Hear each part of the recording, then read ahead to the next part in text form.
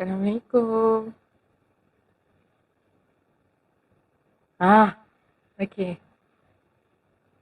Boleh sekejap cuba akak cakap something, dengar tak? Saya tak dengar suara akak. So kalau akak tak buka, so kalau akak tak pakai mic.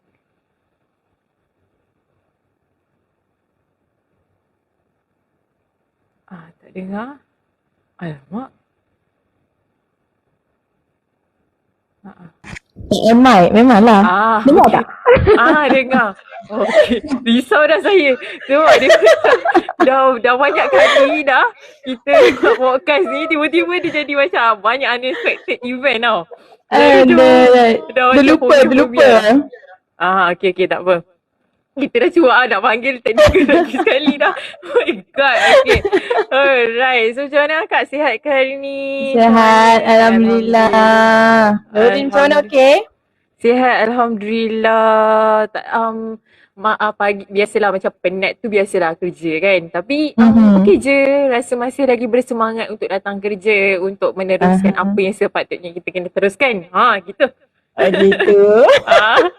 So kakak macam mana dekat di Terengganu, macam mana, okey ke setakat ni? Program macam banyak je dekat sana.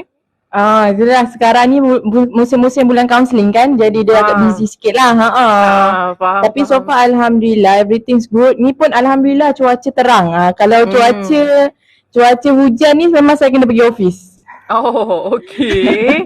Ini so cuaca terang ni boleh lah live kat rumah lagi ni. Cuti pun kita kena kita kena macam bekerja jugalah maksudnya Kak. Sebab tengah cuti kan sekarang ni. Jumaat. Ya betul. Hari ni hari Sabtu. Hari Sabtu pula. Hari ni Jumaat. Sini cuti. Tapi it's okay je. Okay, tak apa. Alright, so untuk yang baru masuk, selamat datang. Saya ucapkan terima kasih kerana join kita punya podcast pada hari ini. Sebenarnya kita dah siri yang kelima dah kan. Ni kalau ikutkan petang ni kita dah siri yang keenam kalau kita ada lah. Yang mana-mana yang berkelapangan boleh join petang ni, dan juga merupakan siri yang untuk podcast hari ni adalah second last lah untuk bulan ini. Kan. So macam so nanti minggu depan dah tak ada dah podcast. Kena masuk time ni juga. Kan. Alright, so untuk kita punya podcast ni kita diterajui oleh Impact Counselling. Untuk siapa-siapa yang belum tahu, dan Impact Counselling merupakan kita punya salah satu projek di bawah Impact Academy Impact yang kita punya office dekat Syekh 9 Bandar Baru Bangi. Alright, so siapa yang baru-baru masuk, kita merupakan apa program yang kita buat hari ni adalah namanya ke podcast untuk Impact Celoteh. Kita mengumpulkan ramai tetamu-tetamu yang boleh berkongsi ilmu dan pandangan untuk berkaitan dengan topik-topik yang kita bawakan. So hari ni macam yang kita war-warkan hari ni adalah berkaitan dengan circle dalam kehidupan kita. Sebab ramai orang hidup ni dia berkenalan dengan ramai orang kan. Dia jumpa dengan ramai orang, dia berkenalan dengan ramai orang, dia rapat dengan ramai orang. Tapi sejauh mana kita punya circle itu mempengaruhi diri kita, dan sejauh mana orang-orang di sekeliling kita tu perlu duduk ataupun layak duduk dalam circle kita. Itu yang kita akan ketengahkan pada hari inilah.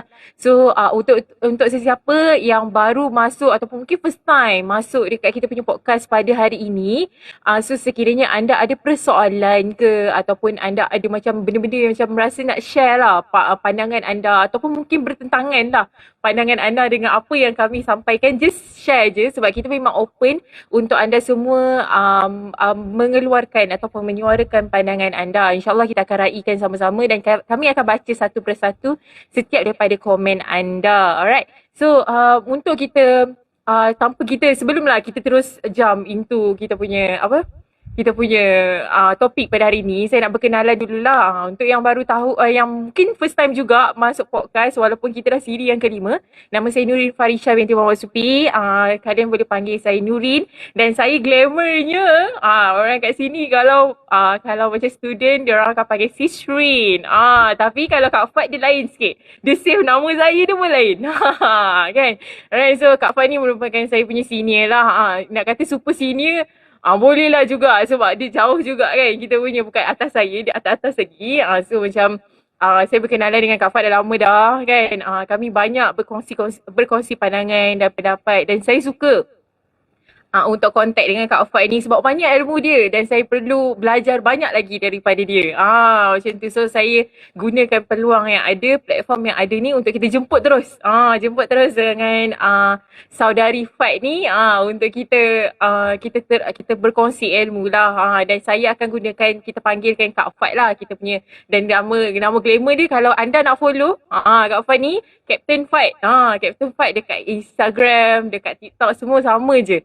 Kan kau nak tahu perkembangan dan sebagainya. Alright. So saya rasa lebih elok kalau Kak Fat sendiri yang perkenalkan diri.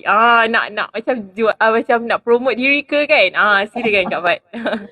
Okay, bismillahirrahmanirrahim. Assalamualaikum semua dan salam sejahtera. Okay, kepada semua yang sudah hadir pada pagi ni lah kan, pagi-pagi spend time dengan kami ni, terima kasih banyak-banyak. Okay, so macam Nurin kenalkan, nama saya Nurfadilah binti Malik. Currently saya merupakan orang Melaka, tapi currently saya stay di negeri Terengganu. Alright, okay, so tak ada banyak pun nak perkenalkan diri kan, macam Nurin dah perkenalkan satu-satu. Saya kenal Nurin ni daripada dia zaman belajar lagi kan. Dulu jadi senior, sekarang kita jadi kawan-kawan. Kadang-kadang saya anggap Nurin ni dah macam best friend saya dah. Kalau macam mana dia kata dia belajar daripada saya, sebenarnya saya pun banyak belajar daripada dia. Iaitu. Dan nama special Nurin tu nak kena bagi tahu ke Nurin? Ikut. Okay. So kalau Nurin ni biasa saya save contact dia adalah Arish. Jangan tanya saya lah kenapa Arish. Okay, sebab saya pun dah tak ingat dah kenapa. Dia boleh wujud. Alright, okay. So insyaAllah kita sama-sama kongsikan apa yang berdasarkan pengalaman kita lah kan Nurin kan. Kita akan kongsikan kami ni pun banyak juga kelemahan kami. Kami pun masih dalam proses untuk belajar dan kami sangat-sangat terbuka kepada semua. Kalau ada yang nak berkongsi ataupun nak bertanya soalan ataupun nak kongsi pendapat pun boleh. It's okay, kita open je hari ni. Macam tu. So saya orang yang steady saja. Kita chill and cool saja sepanjang kita punya perbincangan pada pagi ni. Alright, itu saja Kak Nurin. Takut panjang-panjang nanti takut 2 jam habis. Okay, alright. So itu short and simple. Kan. Nama yang Kak Fat bagi tu memang special. Memang special, memang dia seorang je bagi macam tu. Alright. So punya dah special Kak Fat ni kan. Okay. Alright, so tanpa macam yelah, kalau kita apa-apa pun, kalau kita mulakan sesuatu mesti ada mukadimah dia kan, ada permulaan dia. So untuk saya mulakan agak-agak Kak Fat, apa yang Kak Fat faham tentang circle itu sendiri? Adakah circle tu support system ke ataupun apa itu circle sebenarnya? Silakan Kak Fat. Alright, okay. Yang ini adalah berdasarkan pandangan saya lah. Bila kita cakap pasal circle ni bentuk dia bulatan kan. Bila bulatan dia menggambarkan adalah persekitaran kita. Tak kisahlah kita kat tempat kerja ke, kita dekat rumah ke, kita dengan kawan-kawan dekat IPT ke, kita ada circle. Okay, kita ada circle, maksudnya circle ni adalah persekitaran kita. Ataupun kita panggilnya adalah sosial kita. Kita dengan orang lain. Itu adalah circle.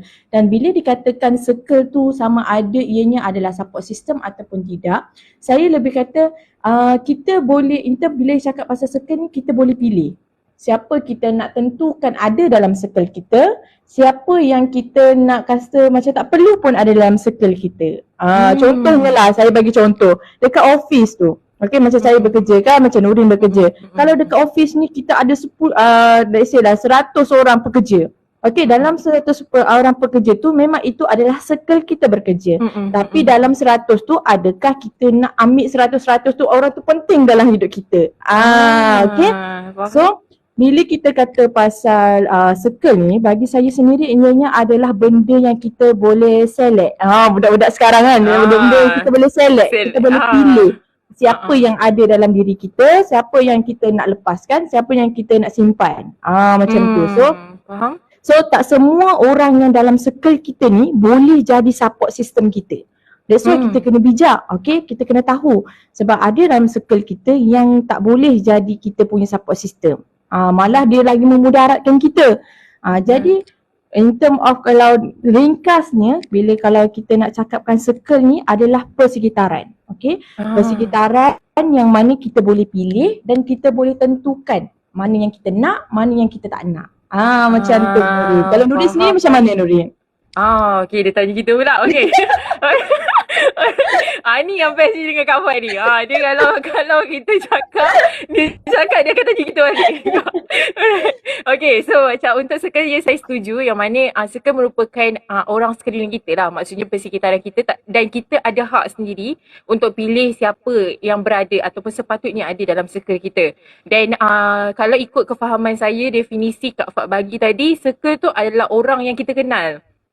Dan dalam circle tu, bila kita kenal, tak semestinya dia tu boleh jadi dalam support system. Dengan kata lain, Kak Fan membezakan antara support system dan juga circle. Kalau macam saya adalah orang yang memang kecilkan circle saya tu, memang support system tu adalah circle saya.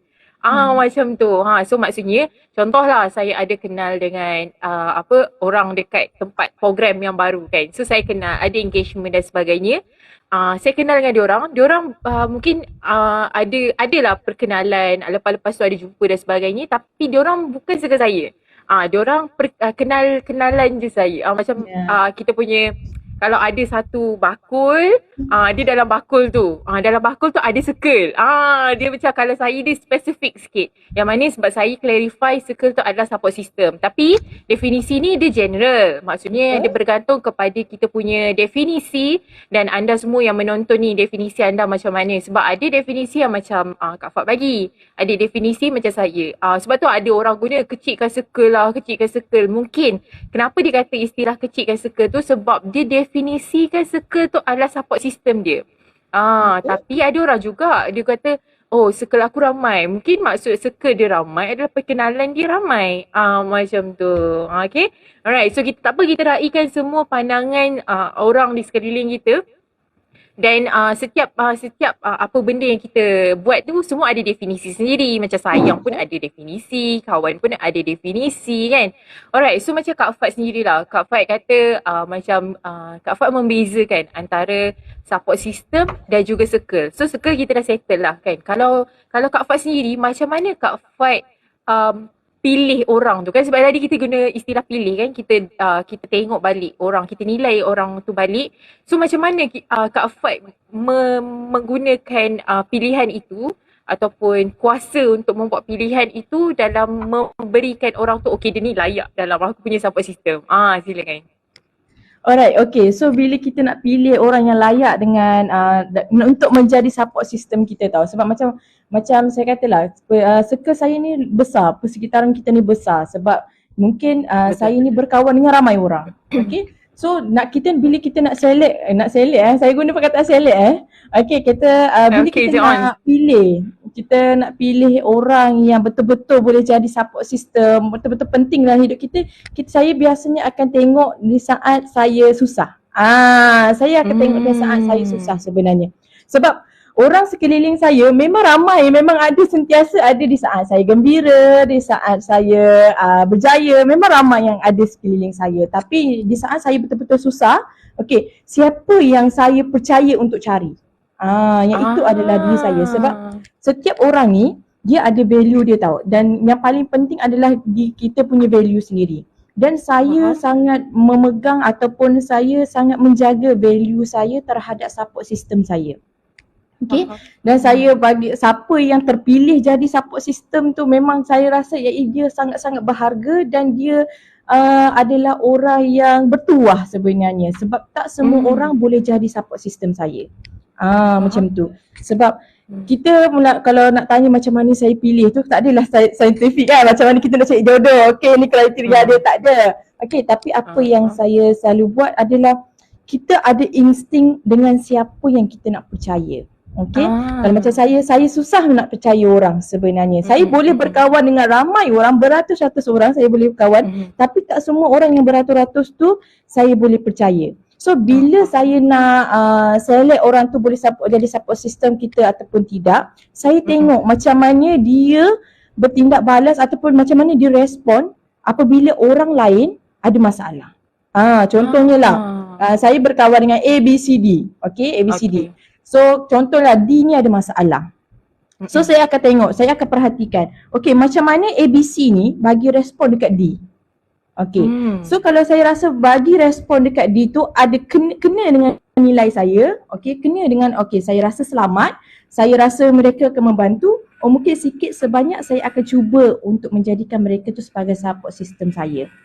Macam tu. Tapi kalau kita tengok, okay, D ni bercerita masalah dia, tapi respon ABC ni tak memberangsangkan ataupun mereka ni bercakap belakang pula pasal CD. Macam tu. So benda tu saya kata, okay, kita akan aware lah dengan orang macam ni. Macam tu. So saya sebelum saya nak menjadikan seseorang tu support system saya akan tengok dulu cara mereka berinteraksi dengan orang lain. Macam tu tips bagus tu. Bagus kan. Sebab kadang-kadang macam mana dia berinteraksi dengan orang lain boleh menjadi macam itu cara dia berinteraksi dengan kita. Betul. Alright. Menarik. So macam sebab macam kalau saya pun kan, ni kita share je lah kan. Kalau macam saya pun, kalau ada orang tu lah, macam contoh lah, simple je. Kalau dia datang dekat kita, dia cerita pasal orang. Duk lah cerita buruk orang lah, apalah memang. Yelah, kalau dia bercerita pasal diri dia, mungkin dia tak nanya ke apa ke, tu lain. Dia mungkin meluahkan perasaan. Tapi kalau dia cerita pasal orang je, kan, cerita pasal orang ke apa ke, so something wrong dengan dia. Boleh jadi dia orang yang kita tak boleh nak simpan rahsia ke apa ke kan. Dan satu lagi, istilah macam kita boleh tengok lah, macam contoh macam apa ni, kalau kata macam ni, jangan bagi tahu orang tau. Dia bagi aku cerita kat kau seorang je, lepas tu dia cerita pasal orang lain. Kalau cerita pasal dia mungkin rahsia dia tak masalah. Tapi kalau cerita pasal orang lain, something wrong somewhere lah. Dia ni memang tak erti simpan rahsia lah. Macam tu kan. So kita kena aware lah dengan orang-orang macam ni sebab yelah macam Kak Fat juga cakap tadi, tak semua orang boleh jadi dalam circle kita. Dan kita kena jadi select tu. Kita select orang tu. Kita kena pilih orang tu. So lagi satu Nurin, bila yang ini saya lah kalau saya nak pilih orang tu, saya tengok cara, kalau contohnya lah orang tu bercerita tentang masalah dia kena khianat dengan orang lain contohnya kan, kita dengar, okay? Dan saya akan nilai respon dia terhadap orang tu. Ada orang yang akan responnya akan memburukkan lagi keadaan. Dan yang itu yang akan saya rasa macam okay, benda ni tak membantu orang tu, benda tu akan lagi worsekan orang tu. Sebab saya akan mencari support system saya yang akan bantu saya jadi lebih baik. Bukan jadikan saya lebih teruk. Ada orang pula support system, ada circle ni yang mana bila kita bercerita, dia akan lagi downkan kita, akan lagi hentam kita apa semua kan. So benda-benda macam tu yang membuatkan saya aware siapa yang perlu ada dengan support system. In term of kata lain lah, support system tu bagi saya sendiri adalah orang yang akan bantu saya untuk saya jadi lebih baik. Macam tu. Itu cantiknya lah kan. Ya betul. So senang cerita apa yang kita untuk kita memilih circle kita ataupun kawan ke sahabat ke, kita kena cari orang yang membantu kita ataupun orang yang menjadikan kita lebih baik. Sebab sahabat tu, kalau kita nak tengok orang tu, macam contoh kita nak pilih pasangan pun, kita nak tengok orang tu baik, kita nak tengok kawan dia macam mana, circle dia macam mana, dia spend time masa dia free dia macam mana, macam tu. So kita boleh clarify orang ni macam mana kan. Betul, kita tak boleh judge orang kan, tapi sekurang-kurangnya untuk tapisan tu kita dah cuba kan. Kita dah cuba kawal apa-apa yang sepatutnya kita boleh kawal. So saya rasa kita pergi kepada engagement kita dengan penonton ataupun peminat-peminat lah. Tiba peminat-peminat Kak Fat yang berminat untuk bertanya dengan Kak Fat. Alright, dekat dalam kita punya Google Form lah. So saya pergi yang pertama dulu. Dia cakap dia punya kira yang respon ni nama dia N saja. Saya tak tahulah N apa, lelaki ke perempuan saya tak tahu. So dia kata sini, orang selalu kata hidup ni perjalanan bukan pelarian. Langkah manusia berbeza-beza jadi tak perlu berlumba kan. Tapi hakikatnya dunia ni kalau kita tak tapi hakikat dunia ni kalau kita tak sama dianggap tertinggal. Faham? So kalau kita tak mahir dianggap tak peduli. Cara terbaik positifkan diri dan berhenti bandingkan hidup dengan orang lain. Tapi mudah ke? Dengan kata lain mungkin maksud dia macam ni. Dia cuba untuk dia sebab dia tahu dia tak boleh comparekan diri dia. Dia tahu yang mana hidup ni bukan perlumbaan, semua orang ada jalan-jalan dia sendiri, which is good dah. Dia punya mindset tu dah bagus dah semua. Tapi mungkin dia ada struggle dia, yang mana dia kata mudah ke benda ni, macam mana nak buat. Sebab dia rasa mungkin orang yang bertanyakan soalan ni dia rasa tertinggal. Sama dia rasa tertinggal, dia rasa macam left out daripada kawan-kawan dia kan. So, ataupun mungkin dia ada down dengan mungkin circle dia sendiri. Circle dia tu terlampau hebat ke. Sebab ada orang kan, dia kalau circle dia macam terlampau hebat, dia jadi insecure. Kan, jadi betul. macam tu. So Kak Fat punya respon macam mana untuk kita jawab lah persoalan dia ni? Alright, okay. So bila dia tanya kita sama ada ianya mudah ataupun tidak, memang jawapannya tak mudah. Okay. Even saya pun melalui struggle tersebut. Memang kita boleh, kita nak positifkan diri kita. Okay, yang hidup ni bukannya perlumbaan, ianya ada perjalanan apa semua. Memang kita boleh. Tapi somehow kita kena terima juga, kita ada fasa yang kita akan down. Okay. Kita akan ada fasa yang mana kita akan rasa fikir, kenapalah aku belum kahwin. Contoh macam saya kan. Sekeliling circle saya ramai yang dah kahwin. Contoh saya tanya, kenapalah aku belum kahwin? Bilalah aku nak kahwin contohnya. Okey. Bilalah aku nak kerja? Bilalah aku nak ni sekian. So kita memang ada tendensi untuk berfikiran macam tu, untuk rasa macam tu. Sebab hidup kita ni bukan sentiasa kita boleh positif. Okey. So bila kita aware, okey, kita sedar, okey, aku ada pemikiran macam ni dan aku tak boleh nak teruskan pemikiran macam ni. Okay, so instead of kita ikut apa yang kita rasa, apa yang kita fikir, kita try convince balik ataupun kita try untuk bukan berdebat, means kita pujuk balik diri kita sendiri. Okay, sekarang ni kita dah ada, okay, kita tahu hidup ni bukan perlumbaan, kita tahu hidup ni bukan perjalanan. Apa yang aku rasa ni pun normal, okay, apa yang aku rasa ni pun tak salah untuk aku rasa macam ni. Tapi at the same time aku kena tahu kalau aku teruskan perasaan macam ni, akhirnya aku akan makin teruk, aku akan makin down. Okay, so apa yang kita boleh buat untuk make sure bila kita rasa down tu, kita tak akan terus down dengan perasaan kita. Sebab kita tahu apa yang patutnya kita buat. Okay, so kalau in term of kata tak mudah, yes memang tak mudah, tak ada benda yang mudah. Tapi dalam saya punya saya punya pendapat sendiri, memang suatu perkara itu tak mudah tapi ia juga tak mustahil. Alright, okay, dia memang tak mudah tapi tak mustahil. Tapi saya sharekan jugalah tips. Kita kadang-kadang kan bila kita go through ups and down tu normal.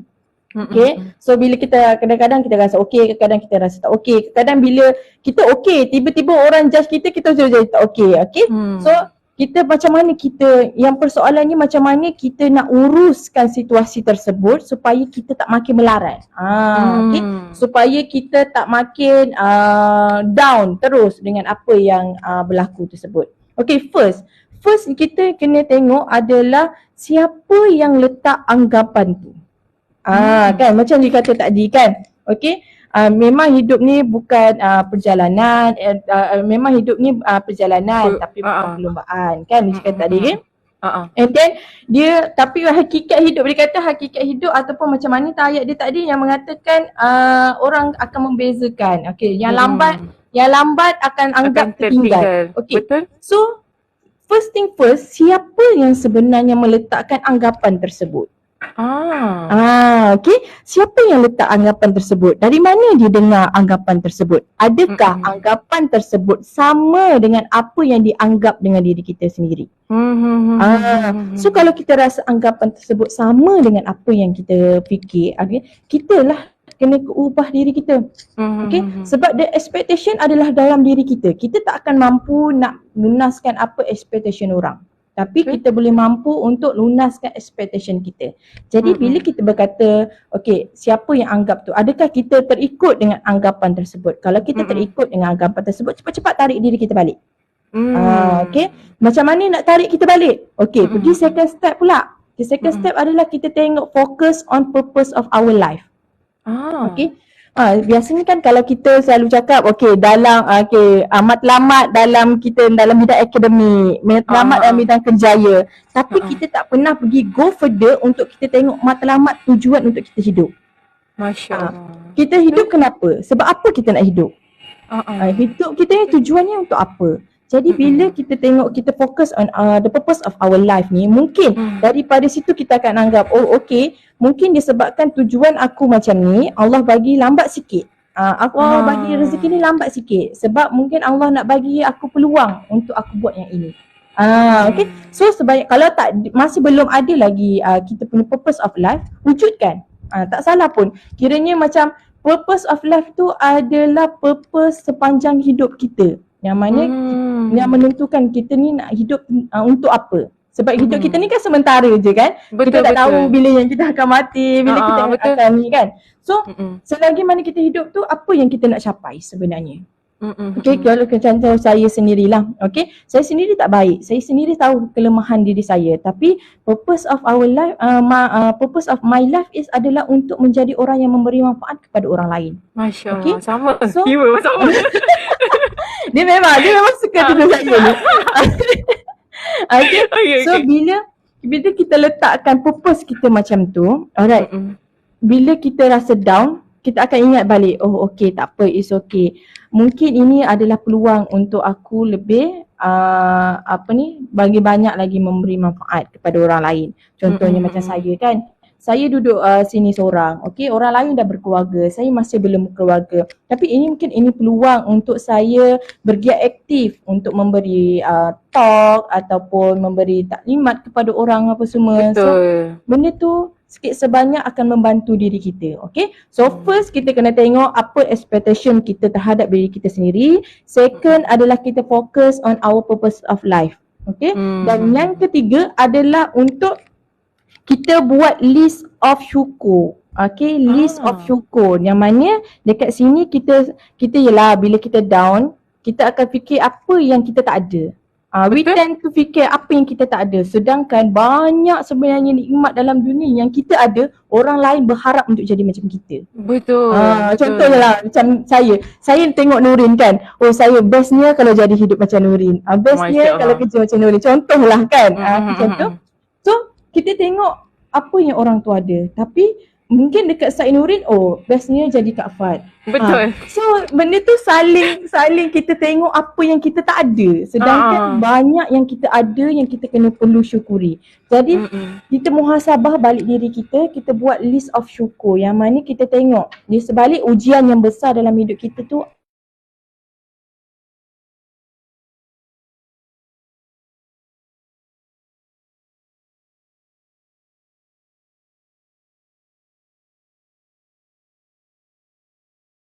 daripada rasa down tu lah kita didik diri kita untuk jadi syukur. Masya Allah. Suka ayat tu. Daripada rasa down lah, didik diri kita untuk bersyukur. Tak ramai orang. Sebab ada orang macam saya dah cakap dengan Dr. Kemaru semalam untuk podcast malam. Dia kata, yalah apa yang kami bincangkan, dia kata, kami kata ramai orang boleh sabar.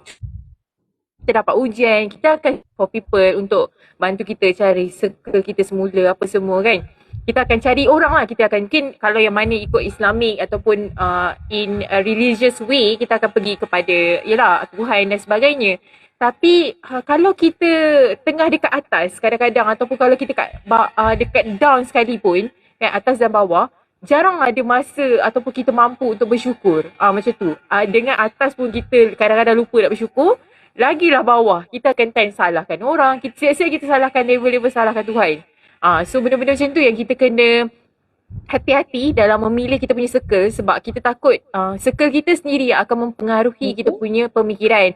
Sebab macam berbalik kepada situasi yang dikongsikan oleh yang menulis ni, mungkin dia dah ada mindset okey dah. Mindset dia dah cantik dah. Asalnya dia tahu hidup ni tak apa. Tapi mungkin somehow mungkin kalau bukan circle dia ada baca ke tengok dekat social media ke yang menyebabkan dia rasa macam question balik benda tu mudah ke kan, ataupun dia sendiri berfikir kan. So senang cerita, anda kena banyak tips yang Kak Fad sharekan tadi, antaranya letakkan mindset anda semula, ekspektasi anda semula, betulkan mindset, lepas tu anda kena buat list of syukur. Yang mana benda tu bukan semua orang boleh buat, tapi tak mustahil untuk anda buat. Right? Okay, so saya rasa kita pergi kepada situasi yang seterusnya kan, sebab takut nanti tak boleh cater semua kan. So kita pergi kepada seterusnya. Nama dia Intan. Saya tak tahu lah Intan Permata ke ataupun Intan nama lantak lah dia kan. So dia kata, salah ke kalau saya nak circle saya orang yang positif je. Orang yang ada vibe negatif saya buang. Boleh ke? Atau dianggap memilih dan secara tidak langsung kita yang bersifat negatif. Saya suka soalan ni. Saya tengok tu, okay, ni memang kena tanya ni. Okay. Right, so Kak Faz sendiri, macam mana? Kita ni kalau yelah kita macam select lah, kita select tadi kan. Adakah kita ni, adakah kita yang negatif ke ataupun macam mana? Silakan Kak Faz. Alright, okay. Saya suka soalan ni sebenarnya. Alright, okay.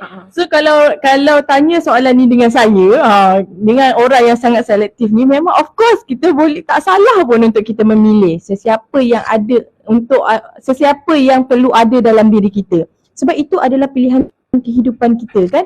Kita daripada awal lagi memang saya dah cakap, kita yang tentukan siapa yang layak untuk ada dalam diri kita, siapa yang tak layak untuk ada dalam diri kita. Tak layak tu bukanlah bermaksud dia tak baik, tak. Kadang-kadang dalam manusia ni tak semua orang baik untuk diri kita. Bukan doesn't mean dia jahat, tak. Mungkin dia tak sesuai dengan vibe kita. Macam tu kan, budak-budak sekarang vibe kan. So saya pun kalau boleh, kalau itu dalam diri saya pun kalau boleh memang saya nak yang positif je. Saya tak nak negatif ni. Tapi somehow at the same time kita kena berpijak kepada reality. Okay? Bila ada positif, pasangannya adalah negatif. Okay? So kita walaupun macam mana circle kita positif sekalipun, kita tetap akan berhadapan dengan benda-benda yang negatif. Okay? So daripada circle kita dah, that's why pentingnya bila kita pilih circle kita yang positif, okay, bila kita berhadapan dengan yang negatif, yang circle kita yang positif ni boleh support kita untuk jadi positif. Bukan kita termakan sekali dengan negatif tersebut. Macam tu. So kalau tengok dekat sini, kita boleh tengok lah yang sebenarnya kita memang akan diuji dengan apa yang kita nak sebenarnya. Kita nak jadi positif. Okay? Kita nak jadi positif dan kita akan diuji dengan negatif. Sebab apa? Sebab Allah nak kita belajar supaya macam mana kita nak respon dengan cara yang positif. I see. So macam itulah. Lagi kita menentang untuk ada negatif, lagi benda-benda negatif tu akan datang. Tapi instead of that, kita belajar macam mana kita nak respon terhadap negatif tu dengan support system, dengan circle kita yang positif. Okay. So kalau berbalik kepada soalan tadi, yes, tak salah pun untuk kita pilih circle kita yang positif. Yang mana yang negatif tu, kita bukan benci mereka, kita bukan bermusuh dengan mereka, tidak. Tapi kita meletakkan boundaries kita antara kita dan dia. Right. Kalau kita jatuh dalam bidang kerjaya kan, kita ada circle negatif, ada circle yang positif. Somehow kita kena berhadapan dengan negatif juga. Sebab boleh jadi negatif tu adalah rakan sekerja kita, ada boleh jadi juga negatif tu adalah bos kita. Tapi macam mana kita nak lari? Kan, macam mana kita nak lari? Sebab kita kena berhadapan juga dengan mereka. Jadi cukup kita meletakkan boundaries yang mana kita tahu limitation kita kat mana, dan benda tu sampai tahap mana dia boleh mengganggu hidup kita. Macam tu. Alright. Okay.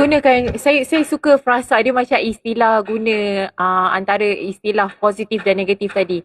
Kan? So macam kalau situasi tadi kan, macam contohlah macam kalau kita dekat tempat kerja, contoh orang tersebut dia jadi negatif, mungkin behavior dia ke ataupun apa yang dia buat ke ataupun apa yang dia cakap negatif. So kalau kita ni jadi negatif juga, so dia tak dengam. Kita tak boleh nak buat kerja sama-sama. Macam tu. So nak tak nak, time dia tengah jadi negatif tu, kita kena jadi positif sikit supaya kita boleh dapat jalankan kerjasama tu. Bukan maksudnya kita ni nak kena jadikan dia ni kena masuk dalam circle kita, tidak. Itu yang dinamakan sebagai macam yang saya faham lah, boundaries tadi. Yang mana kita letakkan limitasi yang sepatutnya supaya kita sendiri tak tertarik ataupun kita sendiri tak terikut-ikut menjadi negatif macam dia juga. Macam tu. So kita dah tahu orang ni negatif, orang ni tak layak dalam circle. So jangan jadi macam dia. Macam tu, right? So macam ada juga orang macam confused lah kan Kak. Macam contoh lah kan, dia nak circle dia semua positif je kan semua. Sampai kan, aku tak nak dengar langsung lah kalau ada orang tu macam cakap benda-benda ataupun luahkan negatif-negatif dekat aku kan. Honestly ni pandangan peribadi saya lah. Saya rasa macam tak setuju lah dengan benda tu. Sebab macam contoh lah kan, saya dengan Kak Fat sendiri kan, untuk pengetahuan semua. So walaupun kami berkawan baik kan. So macam kalau contoh ada masa kalau Kak Fat tengah ada masalah, saya akan jadi untuk dia, untuk support dia kan, supaya dia boleh bersandar pada saya. Tapi tak semestinya itu adalah all the time saya kena jadi tempat support dia. Betul. Ada masa saya akan jadi negatif tu pula. Negatif tu bukan maksud saya jadi yang jahat ke apa, tapi saya dalam keadaan yang saya tengah down contohnya kan. So saya perlu ada orang tempat saya bersandar. So saya akan sandar semula. So dengan kata lain, dalam relationship, tak kisahlah dengan partner ke, dengan kawan-kawan ke, it's not always 50-50 tau. It depends on that situation. You want to be, macam contoh, time tu saya tengah down. Mungkin saya punya persen mungkin dalam 30%. So orang yang tengah support saya ketika itu need to be 70% at that time. Macam tu. Right, so boleh jadi kawan saya pula, mencontoh Kak Fat ke contohnya kan. Kak Fat tengah dalam 40%. So saya mungkin kena jadi support sampai 60% supaya dia stable. Macam tu. So dengan kata lain, ada dua makna lah untuk respon yang untuk yang bertanya ni lah. Satu yang macam Kak Fat cakap, ya betul, kita kena pilih. Kalau kita memang tengok benda tu, orang tu memang tak layak pun lah dalam circle kita. Tapi tak semestinya. Maksudnya bila kita kata kita kena select tu, orang yang dalam circle kita, dia tak boleh ada masalah langsung. Itu bahaya. Itu baru kita clarify diri kita tu yang negatif. Sebab mustahil lah, mana ada orang yang tak ada masalah. Betul tak Kak Fat? Kan? Semua orang ada masalah. So bergantung kepada kita. Kalau kita nak orang tu seperti standard yang kita nak, which is kita nak orang tu ada dengan kita time susah, orang tu nak ada kita time, yelah, time struggle kita dan sebagainya. Kita macam mana pula dengan orang tu kan, kita macam mana untuk berbakti dengan orang tu macam mana. Itu yang paling penting. Alright, so dia adalah give and take tu, supaya anda tidaklah nampak ataupun anda tak rasa diri anda ni toxic pula ke apa ke kan. Macam tu, right? So saya nak tanya soalan cepu emas lah dekat Akak Ain. So macam, yelah, Akak kira macam Akak ada apa yang Akak nak dalam hidup, which is Akak dari Kejaya, Akak sendiri, Akak dah boleh macam berhijrah. Bukan senang nak berhijrah daripada Melaka ke Terengganu, betul tak? Macam senang cerita Akak ada life Akak sendiri kan. Somehow ada tak Akak dalam situasi ni? Ini soalan peribadi tau. So macam saya nak tahu soalan macam apa yang Akak buat lah. Macam somehow kita ada berdepan dengan orang-orang yang macam dia elakkan untuk bergaul dengan kita, elakkan untuk berkawan dengan kita sebab dia rasa insecure, dia rasa rendah diri dengan kita.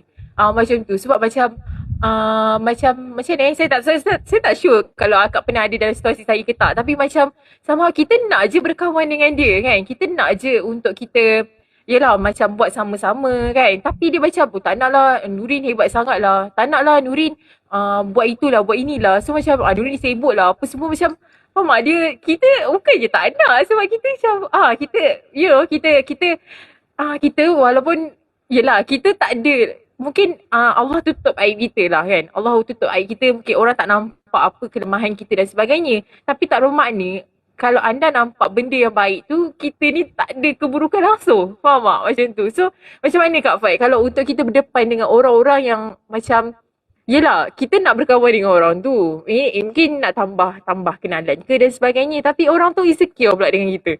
So kita rasa macam, kita akan rasa down. Salah ke kalau aku jadi buat apa yang terbaik untuk diri aku? Tapi bila mana aku decide untuk buat yang terbaik untuk diri aku, orang macam jauhkan diri. So macam mana Kak Fat? Sini kan? Cepumas ni soalan dia.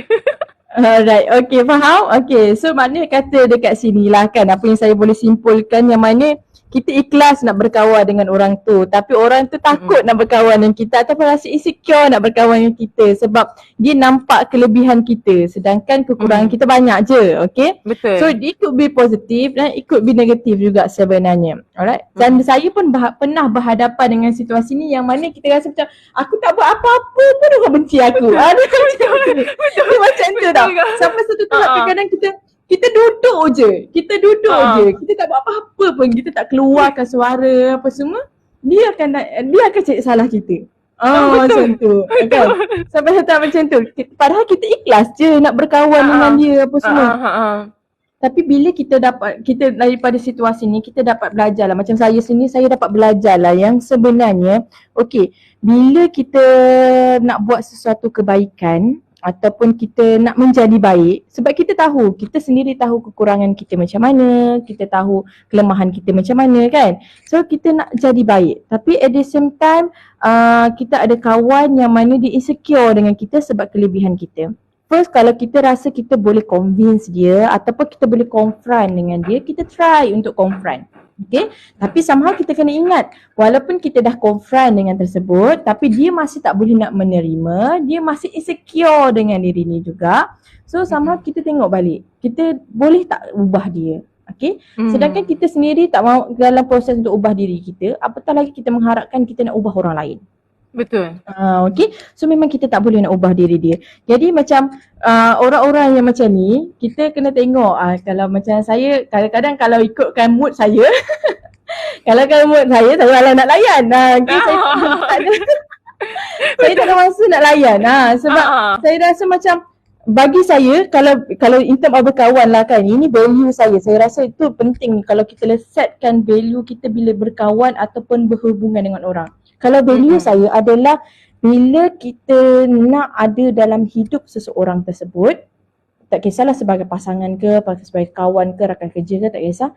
Kita kena tahu yang dia ada kekurangan, dia ada kelebihan. Macam tu juga dengan kita. So macam mana kita terima kekurangan dan kelebihan dia, dan macam mana kita terima diri kita punya kekurangan dan kelebihan.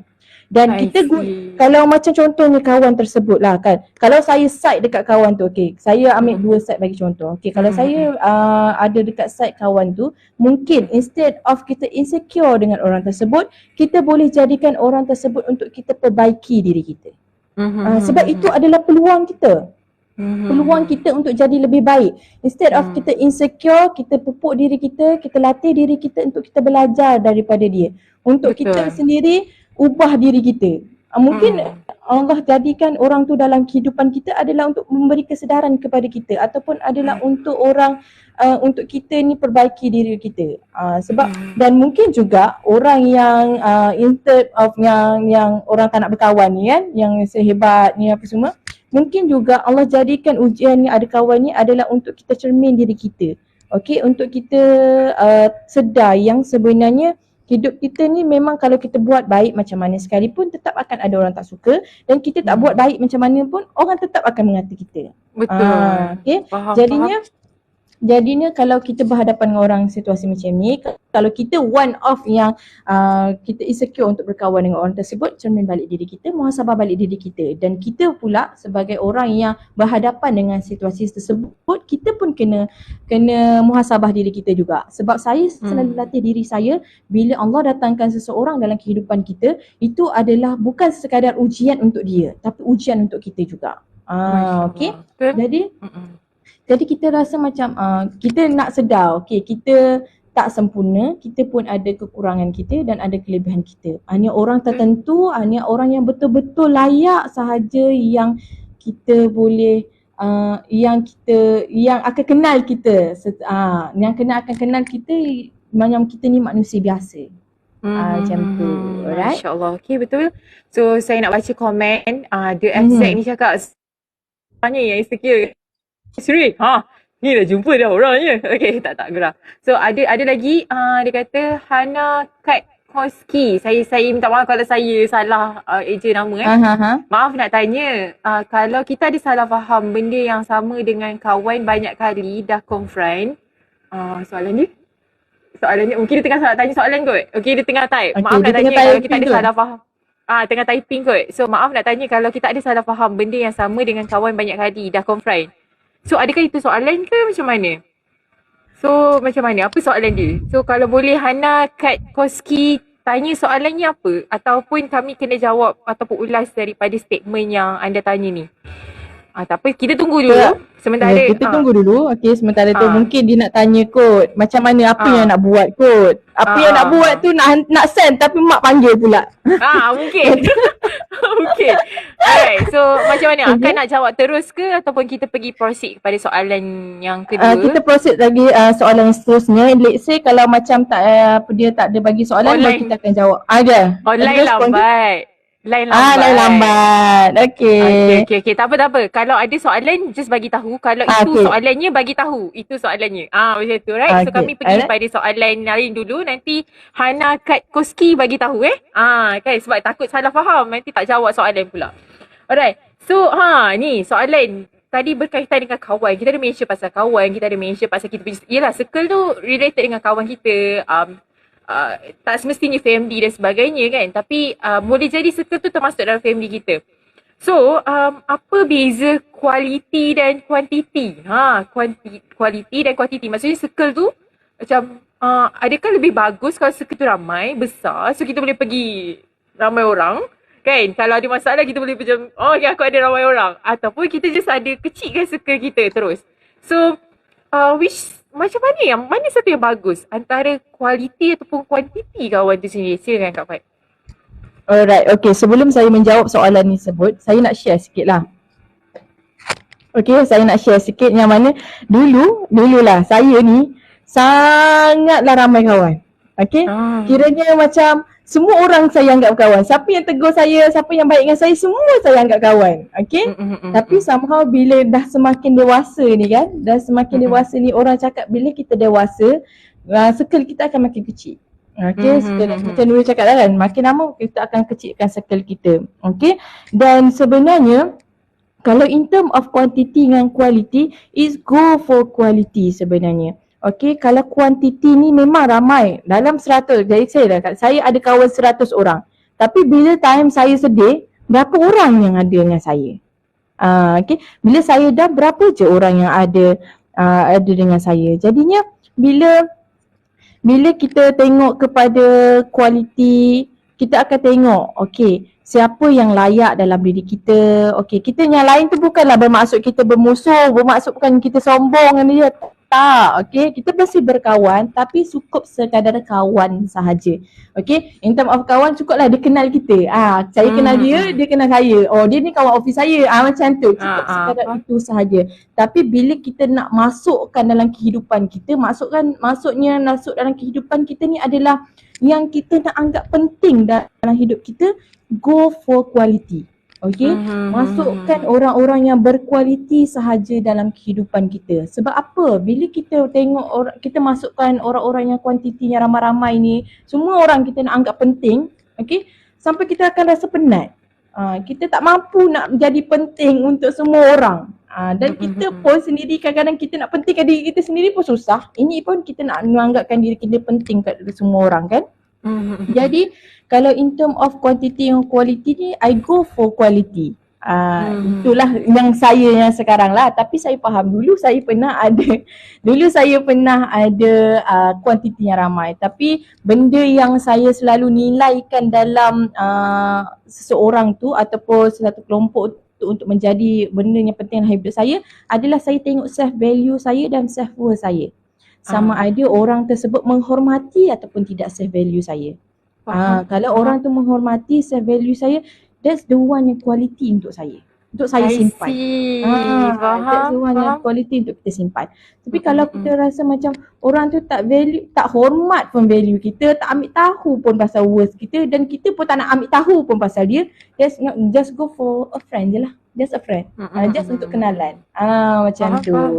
Alright. Okay, so dia kata itulah soalannya. Maaf nak tanya kalau kita salah faham dengan benda yang sama dengan kawan banyak kali, dah confront dah. So mungkin benda tu tak selesai kot, mungkin maksud dia. Benda tu tak selesai, dia dah confront, ada masalah. So what to do? Apa nak buat dengan situasi tu? Silakan Kak Fai. Alright, okay. So bila kita dah confront, bila salah faham berlaku, kita dah confront tapi masih ulangi benda yang sama. Okay, ini saya pun bercerita berdasarkan pengalaman. Nanti Nurin boleh tambah-tambah sikit lah Okay, berdasarkan pengalaman saya sendiri. Kalau saya cut off terus, okay, teruskan. Okay, tak apa, nanti awak teruskan apa yang awak cakap. Okay, so kalau macam saya sendiri pernah lalui situasi ni, yang mana kita dah confront, kita dah bagi tahu apa silap dia, apa silap kita dan kita dah perbaiki diri kita, tapi dia pilih untuk tidak perbaiki diri dia dan mengulangi kesilapan yang sama berulang-ulang kali.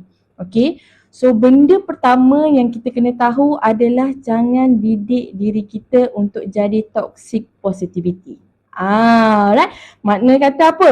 Okay, aku sayang dia ni, aku sayang dia, aku sayang friendship ni. Okay, aku tak nak berpisah dengan dia, aku tak nak putus kawan dengan dia. Okay, aku anggap dia ni sahabat, aku anggap dia ni keluarga. Tapi somehow sebenarnya diri kita terseksa dengan apa yang dia buat dekat kita. Kita kecewa dengan apa yang dia buat. Kita rasa hancur dengan apa yang dia buat. Sebab yelah, macam saya kata, dia tak hormat value kita sebagai seorang kawan dan dia tak hormat kita punya harga diri sebagai seorang kawan. Okay? Jadi kalau tanya saya, kalau kita rasa benda tu kita tak boleh nak handle ataupun kita tak boleh nak uruskan dia, sekurang-kurangnya lah kita memaafkan diri kita sendiri sebenarnya. Okay, kita memaafkan diri kita sebab kita tahu yang kita cuba paksa orang untuk berubah, tapi sebenarnya dia orang tak nak berubah. Okay, kita tak boleh nak paksa orang untuk berubah. Jadi bila kita nak berhadapan dengan situasi macam ni, cukup yang kita tahu kita dah bagi dia peluang. Okay, cukup yang kita tahu kita dah buat sehabis baik. Okay, just kita teruskan untuk menjadi baik. Okay, teruskan untuk menjadi baik. Kalau awak rasa awak nak teruskan dia sebagai kawan awak, teruskan. Tapi macam saya kata, kena ada limitation, kena ada boundaries.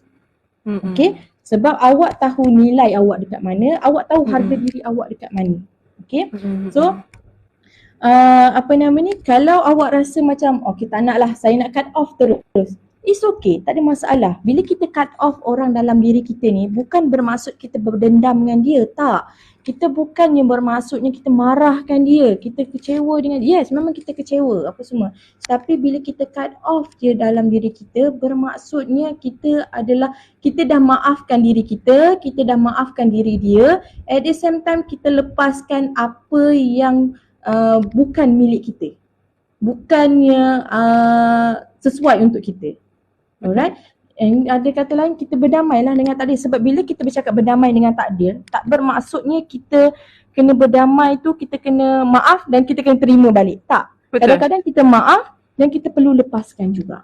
Sebab lepaskan itu adalah perkara yang lebih baik. Sebabnya kalau kita terus perangkap diri kita dalam keadaan yang toksik ataupun dalam keadaan yang memudaratkan, sakit kita tak akan pernah habis dan benda tu akan menjadi unfinished business dalam diri kita dan end up akan sakitkan diri kita sendiri. Okay? Dan yang paling worst lagi boleh jadi adalah kita hilang diri kita. Yang itu yang part yang sangat risau sekali. Alright? Okay, so sometimes kita kena lepaskan apa yang bukan milik kita ataupun yang bukan baik untuk kita. Walaupun kita tak menafikan kebaikan dia, kita tak menafikan kelebihan dia, tapi at the same time kita tahu, kita nilai apa yang kita perlu keep, apa yang kita perlu let go. Macam tu. Faham? Antara benda poin-poin yang saya suka lah, yang Kak Faiz saya boleh highlightkan. Yang pertama adalah self-respect tadi. Yang mana kita tahu value kita apa dan kita dah confront dah. Macam Hana dah, saya panggil Hana Hana ni dah confront dah try to fix the relationship kan. Maksudnya contoh dengan kawan, contohnya kan mungkin ada benda yang tak puas hati, just bagi tahu kan. Bagi tahu in a good way lah. I hope it is in a good way. Macam tu. Yang mana kita cari, bagi tahu, cuba nak okay, aku dah bagi tahu part aku apa dan aku harap kau ubah part-part ni. Kalau ada salah tolong bagi tahu aku. So macam benda tu kita dah cuba untuk bantu pulihkan keadaan. Tapi macam saya cakap, it takes two to tango. Maksudnya dia ada give and take. Yang mana kalau contoh kawan tu, kita dah cakap benda kena buat apa dan sebagainya. Dan kita dah cuba untuk perbaiki mungkin side kita. Mungkin kita ada salah juga dan sebagainya. Tapi kita je yang berusaha. Tak guna juga. So kadang-kadang self-respect tu perlu untuk anda tahu bila anda kena pergi daripada hubungan tu. Yang kedua adalah yang mana anda kena sedar hidup ni kita ada macam kita kena percaya dan kita kena pegang yang mana hidup tak semua orang akan konsisten dan tak semua orang akan stay dalam hidup kita. Macam tu, right? So selagi saya ni pandangan peribadi saya tak. So apa yang saya pegang adalah selagi mana orang itu ada memori yang kita boleh create bersama. Ataupun contoh dari saya dengan Kak Fat, ada memori benda yang saya boleh create bersama dengan Kak Fat. Selagi mana Allah tak tarik nikmat perhubungan kami untuk berkenalan antara satu sama lain. So selagi mana kita ni tak ada level-level yang nak bertikam lidah ataupun ada salah faham. So appreciate those moment. Dan tapi ada satu masa yang mana Allah kata okay dia ni tak baik untuk aku. Sama ada saya tak baik untuk Kak Fad ataupun Kak Fad tak baik untuk saya. So kita kena terima yang mana orang ni mungkin chapter ni dah habis. Dalam buku kita chapter dia dah habis. Dah selesai dekat situ. So dengan kata lain, selain daripada rasa respect, awak kena terima seadanya yang kita tak semua orang ada akan stay dalam hidup kita. Betul, mungkin kita akan struggle untuk kita lupakan dia dan sebagainya sebab kita ada memori yang sama kan. So tapi itu perkara yang awak kena terima sebab tak semua benda kekal dekat dunia ni. Dan yang ketiga adalah anda kena tahu boundaries anda sendiri. Apa boundaries anda. So betul kawan, kadang-kadang ada kawan saya betul dia anggap saya memang honestly lah dia anggap saya memang kawan yang memang susah senang dan saya memang ada susah senang dia, tapi saya tak anggap dia adalah kawan susah senang saya sebab dia banyak kali je buatkan saya terasa, sebabkan mungkin ada orang kan bila terlampau rapat dia tak jaga perasaan kita, mungkin ejek, dia ada macam ada kata-kata yang kita rasa tak selesa. Apa yang kawan saya buat tu adalah dia buat macam body shaming macam tu dekat saya. So saya rasa saya tak selesa. Saya dah pernah dah confront dia dan sebagainya kan. Tapi sebabkan saya ada pegang juga kata-kata mak saya yang mana kalau ada orang buat salah ataupun ada orang buat benda yang kita sakit hati kan. So dan kita tak boleh lari daripada dia. So which is mungkin dia dalam kelompok kita ke, kita macam hari-hari kena hadap ke kan. So cuba ingat perkara baik. So apa yang saya buat dengan dia adalah saya ingat je perkara baik apa yang dia pernah buat kat saya kan. So this is not what we call as toxic positivity. It's something yang kita nak gunakan untuk kita bantu diri kita sendiri supaya kita tak adalah terus menerus stuck dalam keadaan yang sama. Sebab macam contoh kita bergaduh dengan rakan kerja, kita nak hadap dia kan, kita nak tengok dia kan. So we need to be professional. So at that time untuk kawan saya yang tadi yang suka save body ataupun body shaming saya dan sebagainya tu, saya dah pernah voice out kat benda tu. Saya dah pernah cakap, saya tak selesa apa yang kau cakap ni kan, apa semua kan.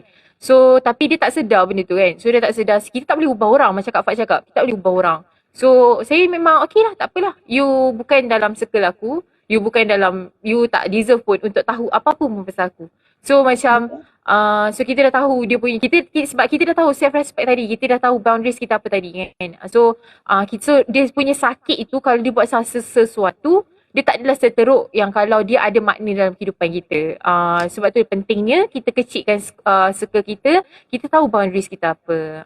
Macam tu, right? So, ini ada kata lainnya macam ni lah. Ini ada kata lainnya, kita hanya berkawan dengan dia sekadar kawan sahaja. Bukannya kita mengatakan dia penting dalam diri kita. Yelah, kita nak bermusuh dengan dia pun saya percaya Hana ni seorang yang sangat baik. Hana tak suka bermusuh, okay? Jadi cukuplah kita sekadar ianya adalah kawan kita sahaja, alright? Faham. Dan untuk pesanan untuk siapa-siapa je sahaja dekat sini, so bila kita berhadapan dengan circle macam ni ataupun circle tak kisahlah kawan ke, office ke ataupun pasangan ke, berhadapan dengan circle yang toksik yang macam ni, kita kena berani untuk step out daripada circle tersebut. Sebab apa? Sebab bila kita biarkan ataupun kita perangkap diri kita dengan rasa sakit tersebut, lama-lama kita akan hilang diri kita. Betul. Okay? Memang nak keluar daripada tu kita takut, kita rasa sakit, tapi lebih baik kita rasa sakit disebabkan pengakhiran daripada kita rasa sakit yang tak ada kesudahan. Okay? Sebab rasa sakit yang tak ada kesudahan tu sampai kita kadang setiap hari kita bangun, oh okay setiap hari ni aku kena rasa sakit lagi. Esok kita bangun aku kena rasa sakit lagi.